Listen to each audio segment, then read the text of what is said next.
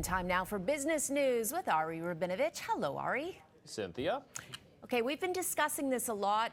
Federal and provincial governments have been discussing a lot. We've seen signs pointing to this in recent days as well. But now we have the real data. The number of new homes being built in Canada continues to fall. For sure, Cynthia. So it's the latest report this week suggesting, yes, that we are falling behind in terms of the number of homes that need to be built to reach current demand as well as future demand. So housing starts, according to the Canada Mortgage and Housing Corporation.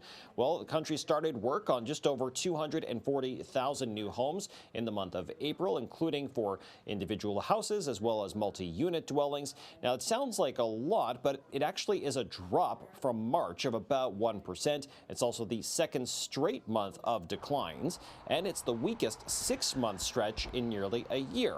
And this marks like the third signal this week that the pace of building is slowing down, with the value of building permits dropping in March, according to Statistics Canada. As well, Home Depot reported yet another quarter with slowing sales. Now, the CMHC is pointing at high interest rates as one of the biggest challenges for home builders. The federal government is hoping to double the current rate of housing starts in order to meet current and future demand, Cynthia. And some economists were outspoken today, including Doug Porter at the Bank of Montreal, suggesting that those goals may not be realistic.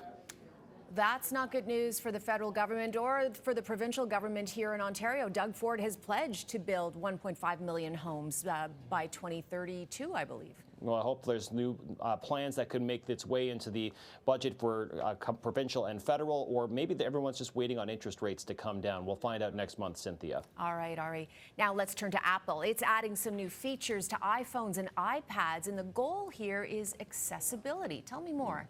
Well, what Apple is telling us, Cynthia, is that they want more people to be able to use devices like the iPad and the iPhone, including those with physical disabilities.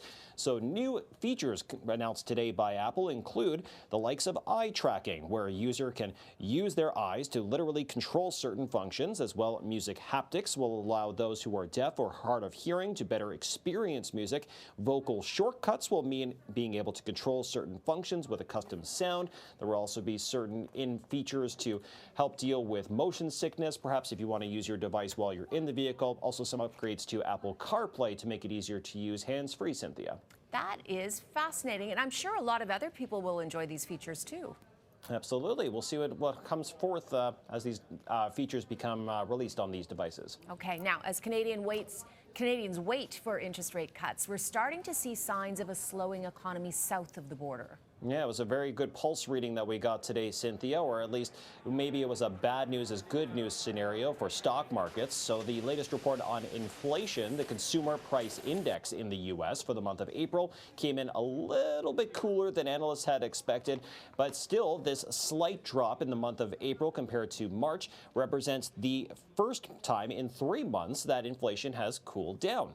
In addition, a report on retail sales in the U.S. showed that there was no change month to month, showing that consumers are continuing to maybe pull back on spending, save on some of those big purchases, waiting for prices to come down. And this led to a big rally on Wall Street today, Cynthia, in hopes that, well, a cooling economy could mean that the U.S. Federal Reserve will lower those interest rates.